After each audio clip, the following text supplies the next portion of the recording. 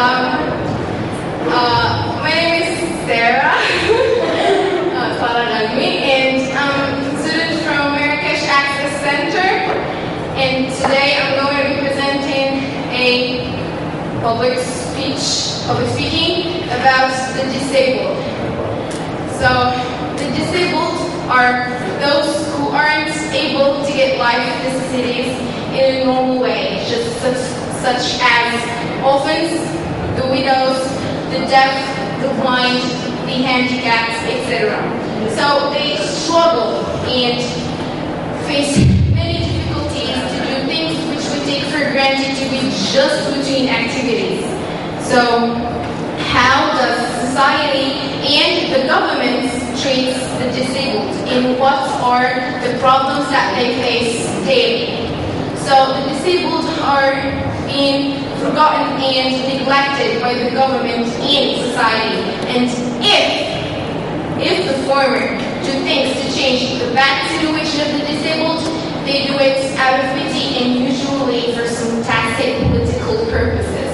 Whereas it's their duty and responsibility to take care and treat citizens, whether or not they're disabled, equally.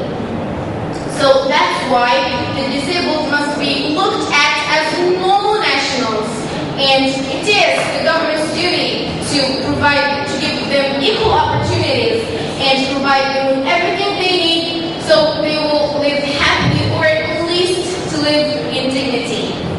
So the problems that the disabled face differ based on a number of different factors, like nature of the disability, socioeconomic class, race, religion, geography, and more. They're being degraded and humiliated by the ones who are supposed to love them.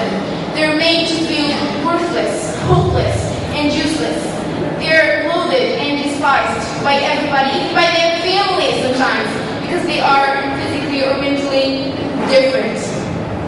According to some interviews that I have done with some disabled people, they even inclined to be bitter towards everyone, and they tend to be cynical towards compliments to them. Many of them feel rejected because of the discrimination that they face every day. Yet, the government tends to ignore it because they don't want to be bothered. They don't want to be bothered. So,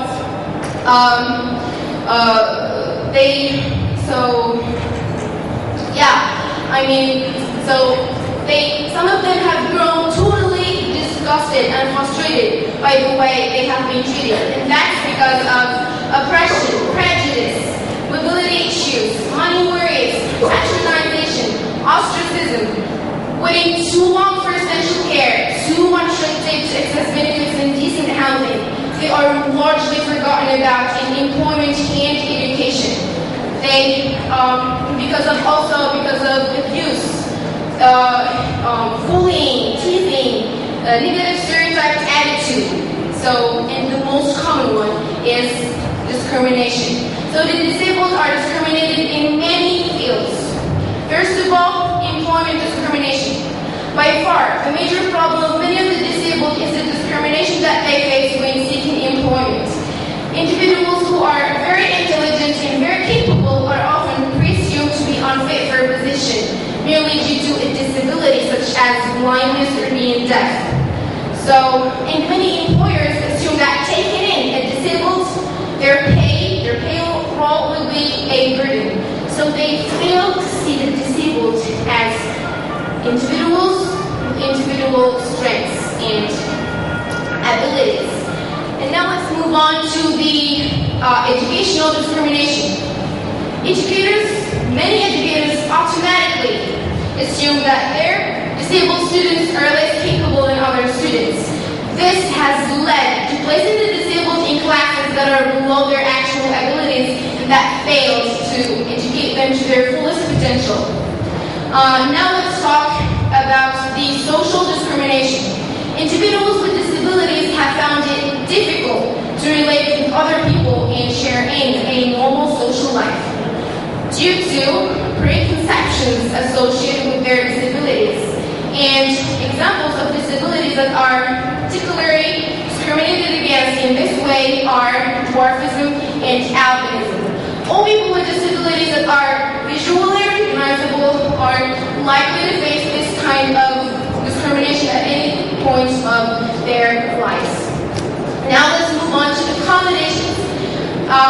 Many disabled people face a form of indirect discrimination when businesses and other groups fail to provide accommodations to buildings such as wheelchair ramps so that they will be accessible to the handicapped. So, to be disabled is not a crime. And to me, the disabled are much stronger because they accept themselves the way they are and they got over the appearances. And whenever I talk to a disabled person, I feel that they're not superficial, as many of us. They're not superficial and they have really deep thoughts. So when are we going to stop judging people upon their outward look? When are we going to be convinced that good persons aren't necessarily good-looking ones? Thus, break the stereotype which depicts evil and the freakness of nature in association with the deformities of the physique. So, like in classical films and stories where the bad guys are usually ugly characters, hunchback, crippled, Frankenstein-like. Thank you.